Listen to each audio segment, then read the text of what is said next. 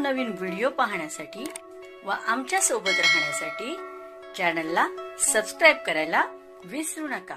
तर बघा काय शासन निर्णय झालेला आहे ग्रामविकास विभागाचा। याच्यात काय म्हटलेलं आहे, जिल्हा परिषद शिक्षकांच्या जिल्हांतर्गत बदली धोरणातील विशेष संवर्ग शिक्षक भाग 1 बाबत स्पष्टीकरण।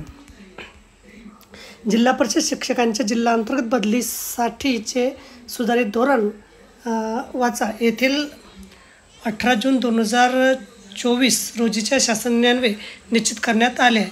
सदर शासन निर्णयातील व्याख्या 1.8 मध्ये विशेष संवर्ग शिक्षक भाग 1 म्हणजे विविध आजारांनी ग्रस्त शिक्षक, दिव्यांग शिक्षक, दिव्यांग मुलांचे पालक, परित्यक्त्या, घटस्फोटित महिला शिक्षक, 53 वर्ष पूर्ण झालेले शिक्षक, विधवा, कुमारिका शिक्षक तसेच ज्या शिक्षकाचे जोडीदार शासन निर्णयामध्ये नमूद गंभीर आजाराने ग्रस्त आहेत इत्यादी अशा शिक्षकांचा समावेश करण्यात आला आहे। तथापि विशेष संवर्ग 1 मधून विविध आजाराची व दिव्यांगत्वाची खोटी प्रमाणपत्र सादर करून बदलीमधून सूट मिळवणाऱ्या शिक्षकांचे प्रमाण जास्त असल्याच्या तक्रारी प्राप्त झाल्या आहेत। तसेच काही न्यायालयीन प्रकरणामध्ये जिल्हांतर्गत बदलीमध्ये विविध संवर्ग निर्माण करून अशा शिक्षकांना बदलीपासून का वगळण्यात आले याबाबत खुलासा सादर करण्याबाबत शासनास आदेशित केले आहे। त्यामुळे शासन निर्णय दिनांक 18 जून 2024 मधील विशेष शिक्षक भाग 1 च्या अनुषंगाने खालील सविस्तर सूचना मुख्य कार्यकारी अधिकारी जिल्हा परिषद यांच्या निर्देशनास आणण्यात येत आहेत।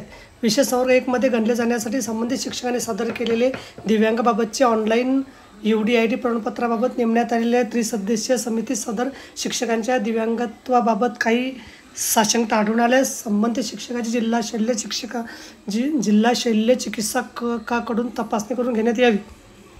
तसेच दिव्यांगाबाबतचे देण्यात आलेले उपरोक्त प्रमाणपत्र हे दिव्यांगत्वाचे लाभ अनुदेय करण्याकरता दिव्यांग कल्याण विभाग व सार्वजनिक आरोग्य विभाग यांनी वेळोवेळी दिलेल्या मार्गदर्शक सूचनाप्रमाणे दिलेले असले पाहिजे। तसे विविध आजाराबाबत सादर करण्यात आलेल्या वैद्यकीय प्रमाणपत्रामध्ये अनियमितता आढळून आल्यास अशा शिक्षकांची देखील जिल्हा शल्य चिकित्सामार्फत फेरतपासणी करण्यात यावी। विशेष संवर्ग 1 मधून बदलीसाठी अर्ज सादर करणाऱ्या घटस्फोटित परित्यक्त्या महिला शिक्षकाबाबत काही अनियमितता आढळून आल्यास संबंधित घटस्फोटित शिक्षकांच्या मान्य न्यायालयाने मंजूर केलेल्या घटस्फोटाच्या प्रमाणपत्राची प्रमाणित प्रत परित्यक्त्या शिक्षकांनी ती पतीबरोबर राहत नसल्याबाबत सादर केलेले स्वयं घोषणापत्र, त्यांच्या रहिवासाचे दाखले, आधार कार्ड, शिधापत्रिका इत्यादीवरून पडताळणी करावी। तसेच आवश्यकतेनुसार अशा महिला शिक्षकांच्या निवासी पत्त्यावर प्रत्यक्ष जाऊन शहानिशा करावी। दिव्यांग वैद्यकीय प्रमाणपत्रामध्ये घटस्फोटाच्या आदेशामध्ये तसेच परित्यक्त्या असल्याबाबतच्या स्वयं घोषणा प्रमाणपत्रामध्ये काही अनियमितता केल्याचे आढळून आल्यास अशा शिक्षकावर फौजदारी गुन्हे दाखल करण्यात यावे।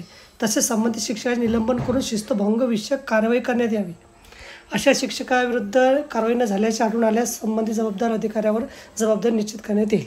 तर बघा विशेष संवर्ग भाग 1 बाबत काय सूचना आलेल्या आणि काय स्पष्टीकरण आलेलं आहे की जर तुम्ही काही खोटेपणाने काही पुरावे सादर केले असल्यास तुमच्यावर शिस्तभंगाची कारवाई होऊ शकते, फौजदारी गुन्हासुद्धा दाखल होऊ शकते किंवा तुमचं निलंबनसुद्धा होऊ शकते।